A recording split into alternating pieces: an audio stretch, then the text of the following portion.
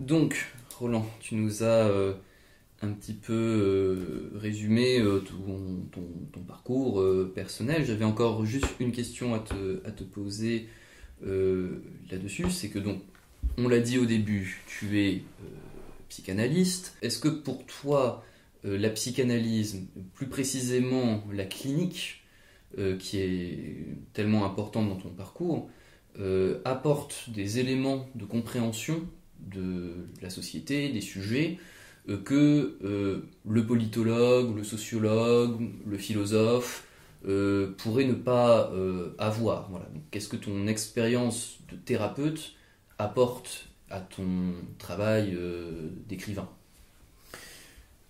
Alors, je pense qu'il y a plusieurs niveaux. Le premier niveau, c'est que je crois que d'entendre des sujets parler de leurs rêves, parler de leurs symptômes, parler de leurs difficultés relationnelles, parler de leurs difficultés sociales, révèle énormément de choses sur le champ social, sur les règles du jeu social. Et qui plus est, je dirais que depuis quelques années, c'est ce qui me frappe aussi, c'est que les patients apportent beaucoup plus qu'avant des difficultés dans le domaine professionnel, dans la vie professionnelle, moins peut-être dans leur vie relationnelle, amoureuse, sexuelle, affective. Quelque chose qui me frappe beaucoup. Alors, c'est vrai que j'ai la chance d'avoir, je dirais, une clientèle très diversifiée au niveau des métiers, très diversifiée au niveau des origines sociales quand même. Et cet éventail fait que je crois qu'à contrario d'un philosophe et peut-être même d'un sociologue, j'ai cette floraison de situations sociales dans laquelle les sujets humains sont impliqués et où ils jouent en partie leurs symptômes, mais ils jouent aussi en partie leur capacité de créer, de vivre, d'inventer. Donc ça, de toute façon, c'est comme ça. Je veux dire, si je parle de l'hôpital, c'est pas seulement par rapport à ma modeste expérience que j'ai eue dans le domaine, ou même par rapport aux expériences que j'ai pu avoir de supervision d'équipes hospitalières, ou bien de ce qu'ont pu me raconter mes proches qui travaillent à l'hôpital. C'est aussi tout ce qu'apportent, pas seulement les psychiatres, pas seulement les psychologues, pas seulement les infirmières, mais aussi les médecins, les chirurgiens, etc. Et où on s'aperçoit aujourd'hui quand même qu'il y a une brutalisation des rapports sociaux dans ces institutions. De la même manière, ça m'a beaucoup frappé de constater, grâce à mes patients d'ailleurs, que ce qui pour moi pouvait apparaître comme une vocation professionnelle dans le domaine, par exemple, de l'éducation, dans le domaine de l'enseignement, dans le domaine de la recherche, aujourd'hui pouvait être remis en cause par des générations qui, après avoir été prof de collège ou de lycée, ont tout à fait envie de faire autre chose et quittent la carrière. Donc, en gros, j'ai la chance, ou la malchance, je ne sais pas, d'avoir un âge qui fait que j'ai pu voir défiler dans mon cabinet pas mal de monde, pas mal de professionnels, et de pouvoir constater un certain nombre d'évolutions aussi dans les mentalités, dans les valeurs, dans les engagements, et ça me paraît important. Et il est évident que, par exemple, tout ce que je peux dire de cette normalisation aussi des professionnels, je le tiens, je le déduis de ce que je peux entendre des patients de très grande souffrance qui aujourd'hui sont complètement brutalisés par des normes formelles, par des évaluations quantitatives, par un management, par la terreur et par la peur, qui était dans le champ qui est le leur, tout à fait impensable il y a 30 ans. Et donc, il y a 30 ans, quand j'ai commencé, je pouvais davantage recevoir un jeune sujet en souffrance parce qu'il était homosexuel et qu'il devait le cacher à sa famille, et beaucoup moins un prof écœuré de son travail dans des conditions effroyables, ou bien un médecin sous pression d'une hiérarchie technico-administrative stupide et sourde à ce que peut être le soin. Donc il y a cette dimension-là. J'ai un peu l'impression, pour lire peut-être une phrase théorique, que les enveloppes formelles des symptômes se sont quand même modifiées. Donc c'est pas forcément la structure qui s'est modifiée, mais c'est davantage, il me semble, les enveloppes formelles des symptômes. Et je crois aussi quand même que, on le voit chez Freud par exemple, le texte freudien n'est pas simplement un texte clinique, il est d'abord bien sûr un texte clinique, il est d'abord bien sûr un texte métapsychologique, il est, comme on dit, il est d'abord bien sûr un texte de théorisation de la pratique analytique, mais il est aussi une mine inépuisable pour le sociologue, le philosophe, ou tout simplement le citoyen qui, comme moi, veut réfléchir sur la vie sociale à Vienne ou à Paris à la fin du XIXe siècle, au début du XXe. Et on a aussi dans le texte tous les apports sur justement les mentalités, sur la manière dont les normes permettent l'advenue des sujets et leur maltraitance quelque part. Peut-être pour terminer sur ta question, ça c'est en termes, on va dire, substantiels. C'est-à-dire qu'effectivement, ce qu'on entend comme ce qu'on lit, effectivement, apporte quand même un matériel considérable sur le champ social. Et je pense que dans le dispositif analytique, il y a beaucoup à entendre aussi de cette réalité sociale. À mon avis, c'est tout à fait évident. Alors, ça, c'est sur un plan substantiel. Après, il y a le plan que j'appellerais plus de position de soi-même par rapport au savoir. C'est que moi, j'ai besoin, par exemple, de la psychanalyse pour ne pas me prendre trop longtemps dans les illusions de la maîtrise rationnelle du monde, par exemple. De la maîtrise de l'écriture, qui est quelque chose de fantastique, bien sûr. C'est-à-dire que, en gros, ma pratique analytique, elle me ramène à la réalité mélancolique qui constitue le sujet humain. C'est-à-dire que par l'écriture, comme par l'action sociale ou par l'enseignement, je peux m'exalter, je peux me prendre dans des tas de séduction de savoir, dans des tas de séduction idéologique. Je crois qu'il y a là quelque chose d'important. La psychanalyse, ça me permet de remettre un peu les choses à leur place. C'est-à-dire justement de me déprendre de toutes les illusions narcissiques qui constituent des miroirs aux alouettes dans lesquels nous sommes tous prêts à aller. Il y a là, pour moi, quelque chose d'important. Je dirais que l'action sociale ou l'écriture m'exalte et que la pratique analytique a le mérite de me déprimer. Et donc c'est à partir de cela qu'on peut rêver, qu'on peut penser sûrement. Et puis, encore une fois, il y a quand même aussi cette réhabilitation de la parole que je prône dans le milieu social et politique, qui est quand même au cœur de la psychanalyse, puisque dans la pratique analytique, il ne s'agit pas de comprendre ce que les gens racontent, ça on peut le comprendre comme n'importe qui, pour aller vite, mais il s'agit d'entendre et de leur permettre d'entendre. Et donc c'est un autre type de discours et d'écoute, c'est un autre type de rapport à la parole.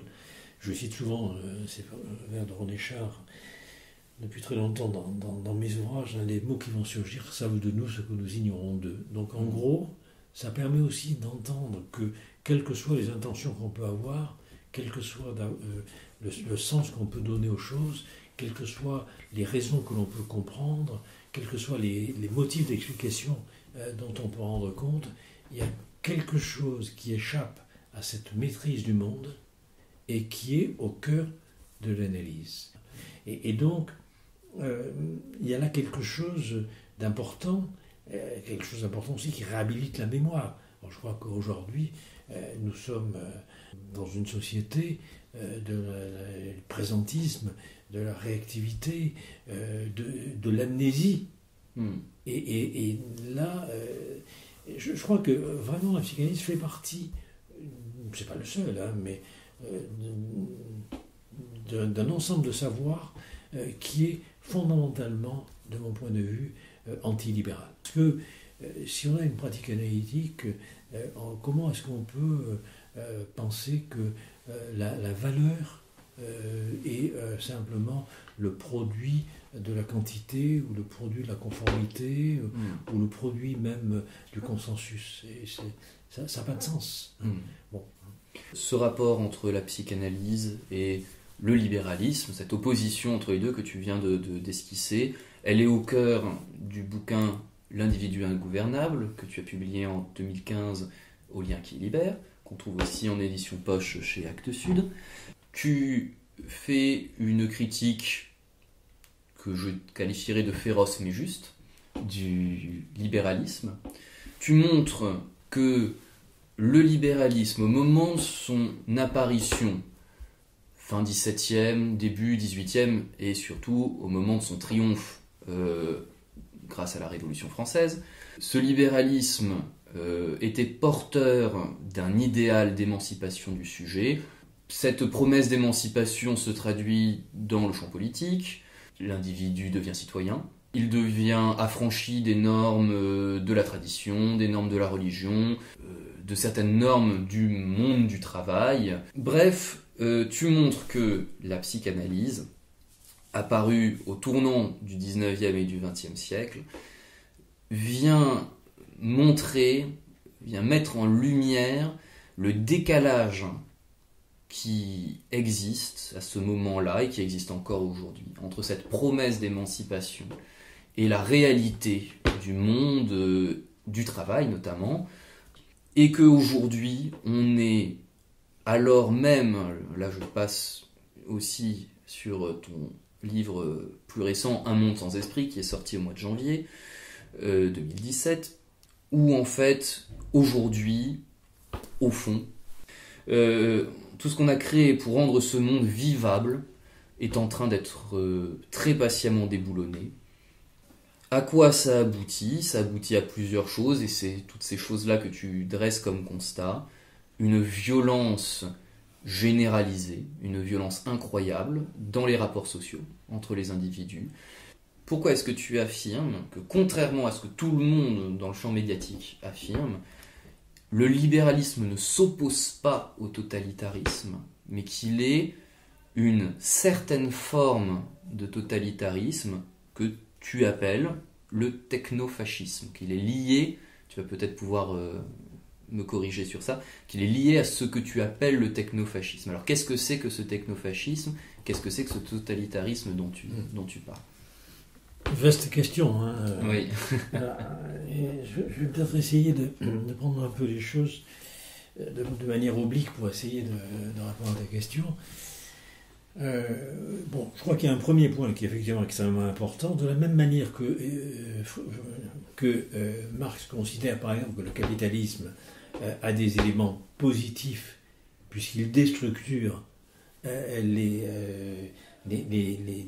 organisations féodales, de la même manière, on peut considérer que le libéralisme philosophique et même inscrit ensuite effectivement dans la société et ses rapports de force productive, que le libéralisme a des points très positifs, puisque c'est non seulement un discours d'émancipation, mais qu'effectivement il va permettre l'émancipation des formes d'autorité religieuse ou royale ou féodale, etc. Donc, je dirais que les idéaux libéraux de liberté, d'individu, de sujet, de citoyen, d'autonomie, ce ne sont pas de même négatifs. Le texte de Kant, qu'est-ce que les Lumières, est formidable. C'est sors de l'état de minorité dans lequel tu te complais toi-même, et ne te fie qu'à ta raison critique et à ta loi morale. Bon.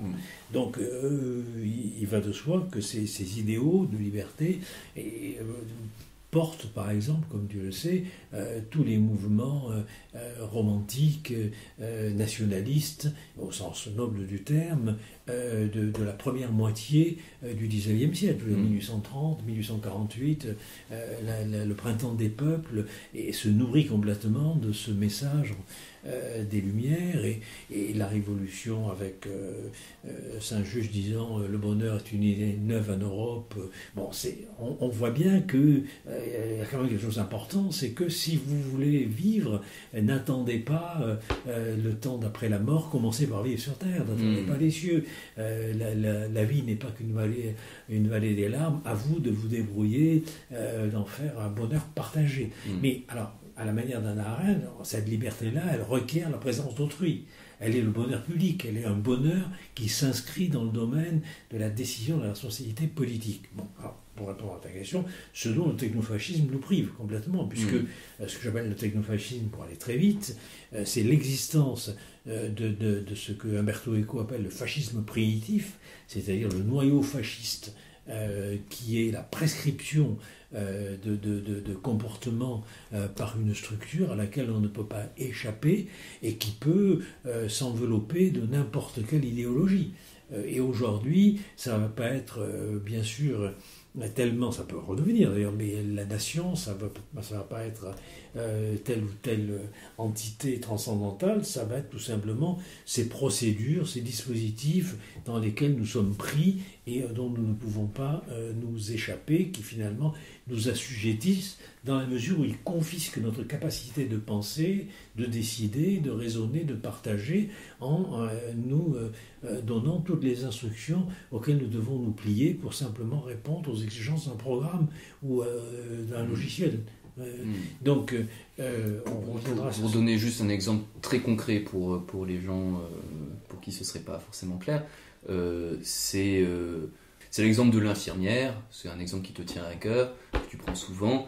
L'exemple de l'infirmière qui a choisi ce métier pour s'occuper des gens, pour apporter un petit peu de douceur et de soin au sens le plus noble du terme autour d'elle, et qui se retrouve à devoir passer plus de temps à remplir des rapports qu'à s'occuper des patients, et à devoir chronométrer la toilette des patients. Et à qui on va prescrire d'ailleurs tous les actes, tous les comportements qu'elle doit faire pour répondre en temps voulu aux exigences de score et de normes.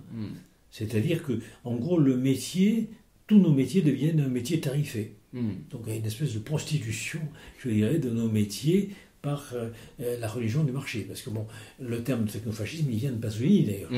Je le reprends de Pasolini, et Pasolini l'articule bien aussi à la religion du marché. Mais il montre bien que, en gros, à un moment donné, la technique va confisquer nos droits à penser.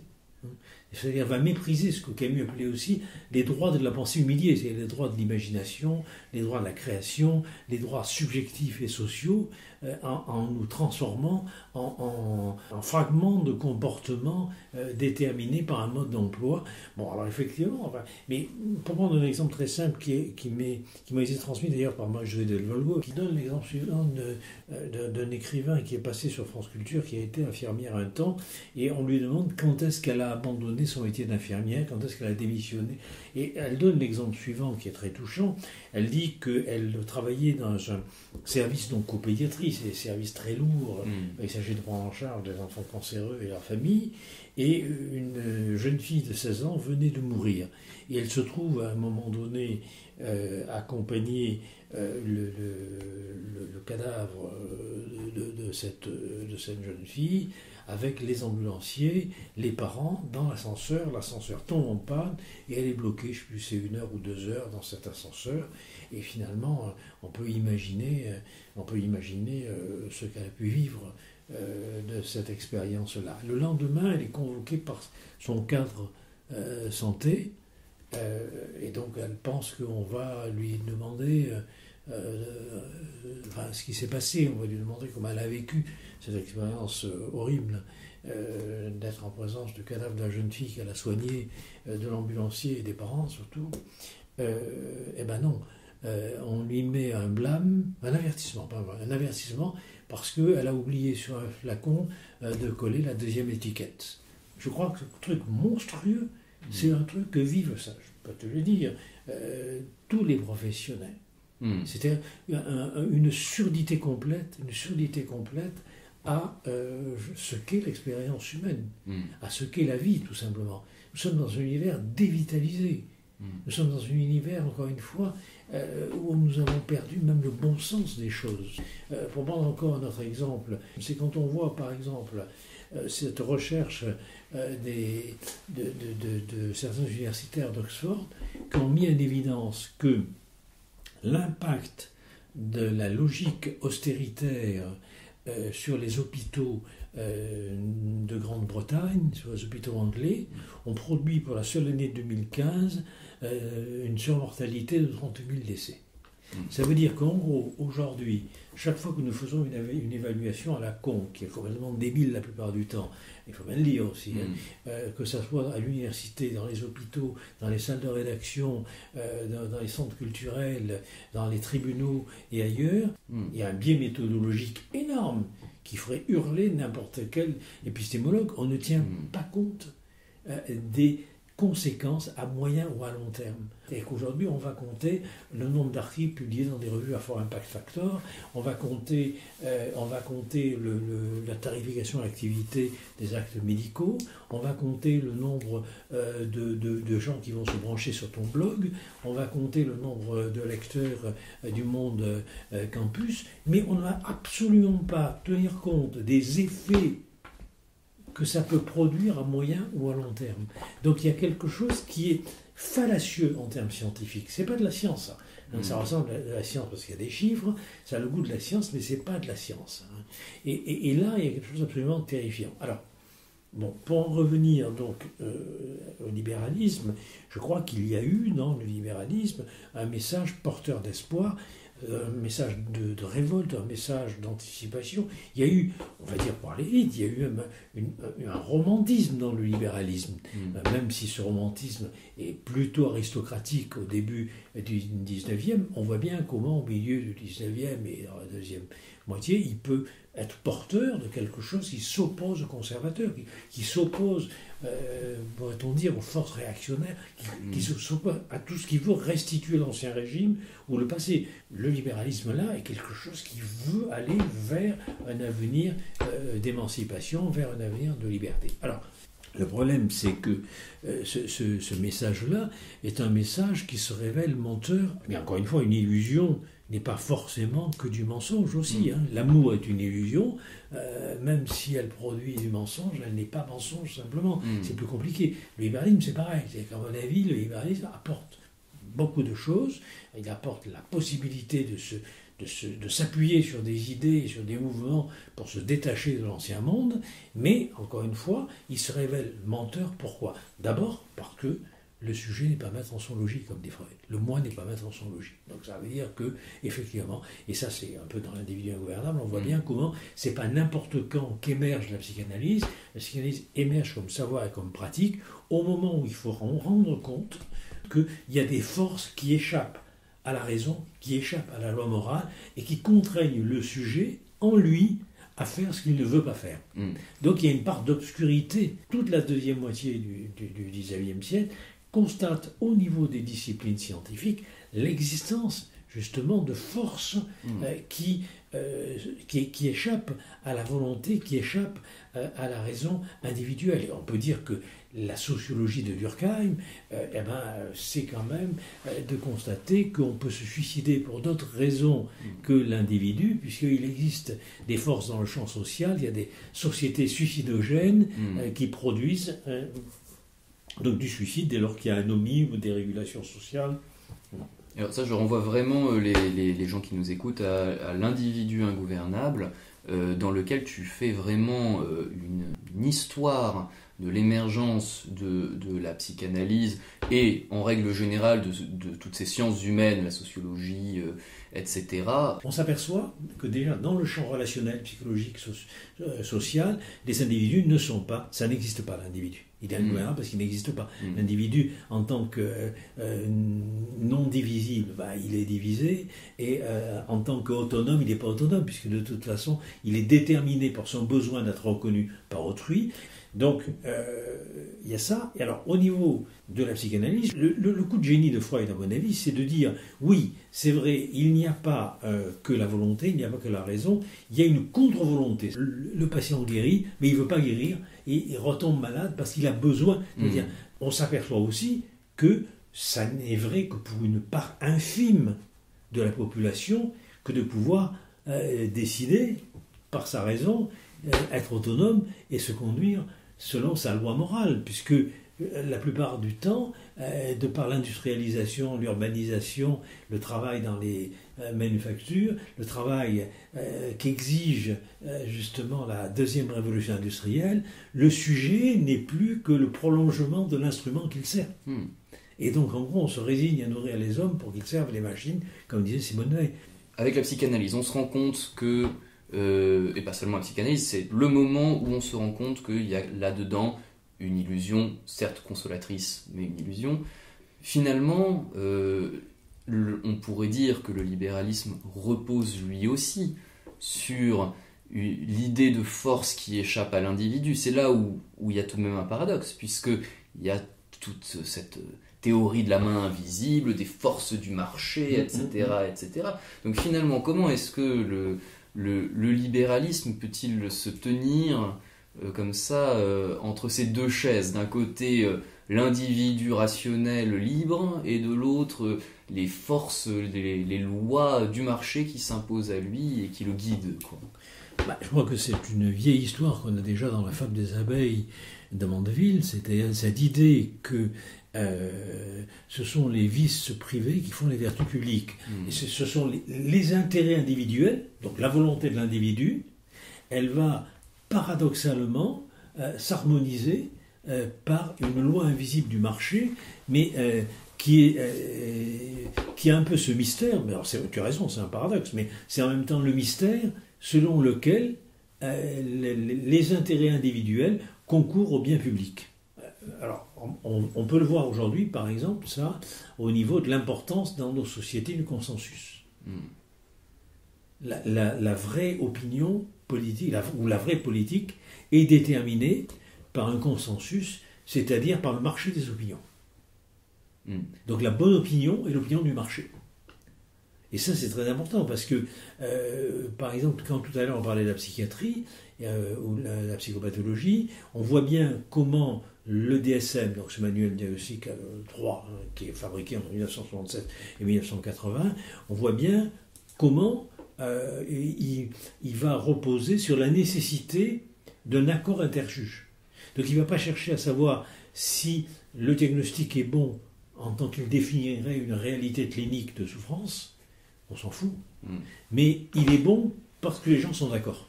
Donc en gros, ça veut dire que si on réunit des gens qui sont d'accord pour dire que la Terre est plate, c'est la vérité scientifique. Donc c'est totalement anti-platonicien, comme tu sais, l'opinion et la vérité. Là, la vérité, ça n'est rien d'autre que le marché des opinions. Comment du coup ce techno-fascisme peut-il cohabiter, peut-il émerger historiquement dans l'hégémonie culturelle libérale? Mais à partir du moment où l'hégémonie culturelle libérale se révèle pour ce qu'elle est, c'est-à-dire une hypocrisie, une hypocrisie permettant le monopole de pensée et de vision du monde d'une classe dominante. À partir de ce moment-là, il faut bien que les autres, on les encadre. Il faut bien que les masses, on les encadre. On y reviendra sûrement, mais on voit bien comment aujourd'hui, cet encadrement est en train d'opérer au niveau de la classe moyenne. On voit bien comment, progressivement, à partir du moment où l'autorité pour soumettre ne peut plus être simplement le fait, non seulement d'une autorité pour aller vite établie sur la hiérarchie, sur les hiérarchies de naissance, ça c'était la vieille... le vieux pouvoir aristocratique, ni même sur une hiérarchie je dirais, de fonctions ou de valeurs, par exemple républicaines, avec bien sûr la vertu, la sagesse, etc., il faut bien faire reposer la soumission sur une autre logique. Alors, encore une fois, moi je ne crois pas à la thèse du complot, hein, on ne l'a pas fait exprès, on ne s'est pas réunis pour... Mais progressivement, c'est mis en place une logique de soumission qui repose tout simplement sur une critériologie favorisant, je dirais, toutes les valeurs de la modernité liées à cette révolution industrielle, c'est-à-dire la productivité, c'est-à-dire la quantification, c'est-à-dire tout ce qui est formalisation, tout ce qui est procédure, tout ce qui est standardisation. Et donc, je dirais la vie, la reproductibilité technique de la vie, pour parler un peu à la manière de Benjamin, se met en place en faisant croire d'ailleurs qu'on est libre, parce que de manière oxymorique, le coup de génie aujourd'hui du libéralisme, c'est finalement de dire vous êtes d'autant plus libre qu'on vous dit ce que vous devez faire, quoi. Comme disent les psychologues sociaux, comme Beauvoir et autres, c'est en gros vous êtes libre, mais par un certain nombre d'actions que l'on vous soumet à accomplir et que vous devez accomplir, sinon vous devenez invisible, et vous êtes d'autant plus libre que vous êtes juridiquement encadré. Je crois que ça aussi est techniquement encadré. Je crois que c'est un point essentiel. Pour aller vite, juste dire quand même qu'à la fin du XIXe siècle, justement, on voit bien que cette crise des valeurs libérales qui s'avère en contradiction avec la réalité sociale qui est de plus en plus visible. Cette crise, elle va déboucher vers des propositions alternatives, comme Proudhon, Marx, etc., mais Leroux et autres, mais elle va aussi déboucher sur la montée de nouveaux mouvements nationalistes, à la Barrès, etc., voire à des mouvements que Zipf Sternel appelle fascistes à la française, c'est-à-dire antisémites, c'est-à-dire d'extrême droite et autres. La Troisième République en France a réussi un coup pas trop mauvais à ce niveau-là, face justement à... Même si ça va déboucher sur des formes de colonisation, même si ça va déboucher sur un certain nombre, je dirais, de défaites sociales, il n'empêche que c'est peut-être un des gouvernements qui a le mieux réussi, à mon avis, à régler cette crise des valeurs libérales et de la réalité sociale quotidienne. Je crois qu'on n'en a pas fini de cette histoire-là, que, en gros, cette crise d'identité du libéralisme va déboucher notamment sur l'affrontement nationaliste de la Première Guerre mondiale, cette crise du libéralisme. Je crois que ça va être encore recyclé et refondé autrement avec l'émergence des systèmes, des régimes totalitaires entre les deux guerres, pour aller vite. J'inclus, bien sûr, comme Hannah Arendt, j'inclus le stalinisme dans la bande des totalitarismes. Je crois que le néolibéralisme dont les germes existent déjà avec les ordolibéraux et autres, entre les deux guerres, on s'entendait, mais ou avec Hayek un peu plus tard, après la Deuxième Guerre mondiale, pour aller vite. Je crois que le néolibéralisme, c'est quand même, qu'on le veuille ou non, l'effondrement d'un discours d'émancipation que pouvait constituer le communisme. C'est-à-dire que le 1989, c'est l'écroulement du mur de Berlin, donc c'est l'effondrement matériel dans la bipolarité du monde, mais cet effondrement matériel n'est possible que parce que déjà le discours communiste, et en particulier le socialisme des pays de l'Est, s'effondre complètement depuis déjà longtemps, pour aller très vite, au moins 20 ans, et n'est plus crédible. Là aussi, il y a une crise de légitimité. Donc, comme l'antidote au libéralisme devient un discours qui devient lui-même illégitime, alors on aboutit là, vraiment, c'est l'autoroute, à mon avis, pour le néolibéralisme, mais qui, et je termine juste là-dessus, mais qui, à mon avis, pose un nouveau problème, parce que le néolibéralisme, tel que justement il est pratiqué, c'est non seulement cet individu auto-entrepreneur de lui-même, comme dit Foucault, hein. Le néolibéralisme fait litière, il met dans un linceul, il enterre le libéralisme. Parce que justement, que ce soit par cette conception du sujet humain, ou que ce soit par cette espèce de mondialisation, de la financiarisation de l'ensemble des activités humaines, je trouve qu'on aboutit à ne plus pouvoir croire à la promesse libérale. D'ailleurs, tu dis, je crois que c'est dans Un monde sans esprit, tu as cette phrase que j'aime beaucoup, tu dis on nous oblige à être pratiquants mais nous ne sommes plus croyants. Voilà. Je trouve que c'est très très justement dit. Plus personne ne croit dans ce qui reste du vernis, disons, je te dis un peu violemment peut-être, du vernis libéral d'émancipation du sujet, on nous oblige à faire comme si, mais en fait plus personne n'y croit. Alors pour rebondir sur quelque chose que tu disais juste avant par rapport à la Troisième République, tu disais que la Troisième République avait réussi à trouver une espèce de modus vivendi comme ça avec le libéralisme. Est-ce que tu seras d'accord pour dire que là où ça fonctionne, c'est parce que la Troisième République était porteuse de grandes fictions, justement. Ça, on va revenir sur la question de la fiction, qui est très importante dans ton travail et surtout dans le dernier Un monde sans esprit. Fiction du progrès, fiction de l'amélioration des conditions de travail, fiction de la civilisation triomphante de la barbarie. Alors même si ces fictions ont servi, y compris à justifier des horreurs totales comme la Première Guerre mondiale, comme la colonisation, etc., il n'empêche qu'on y croyait, quoi. Et c'est l'instituteur, voilà, l'une des grandes figures, c'est l'instituteur, le hussard noir de la République qui vient apporter de force presque la civilisation aux petits paysans, quoi. Non, mais je crois que effectivement, il y a d'ailleurs au cours de la Troisième République quand même aussi, je dirais, des valeurs républicaines. C'est-à-dire qu'il y a quand même quelque chose qui veut, au moins dans certaines composantes du gouvernement, qui veut, on va dire, l'éducation, qui veut la laïcité, qui veut les lois de protection sociale. Non, il y a quand même quelques beaux restes.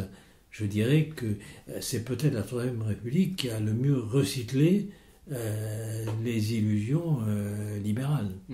Voilà. Alors bien sûr, il y a un universel qui va se transformer en impérialisme. C'est l'époque aussi qui le veut d'une certaine manière. Bien sûr.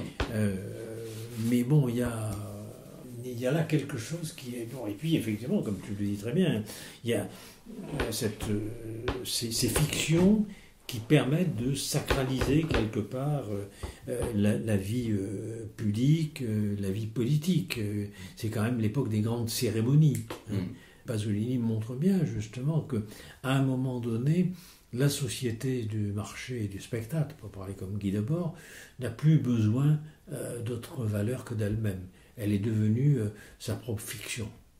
Elle n'a plus besoin de s'appuyer sur d'autres valeurs, sur d'autres fictions pour se légitimer. Elle s'est auto-référencée quelque part. Et c'est là où, à mon avis, elle est une forme de totalitarisme, parce qu'effectivement, elle n'admet pas de reste hétérogène à sa vision du monde et à sa valeur.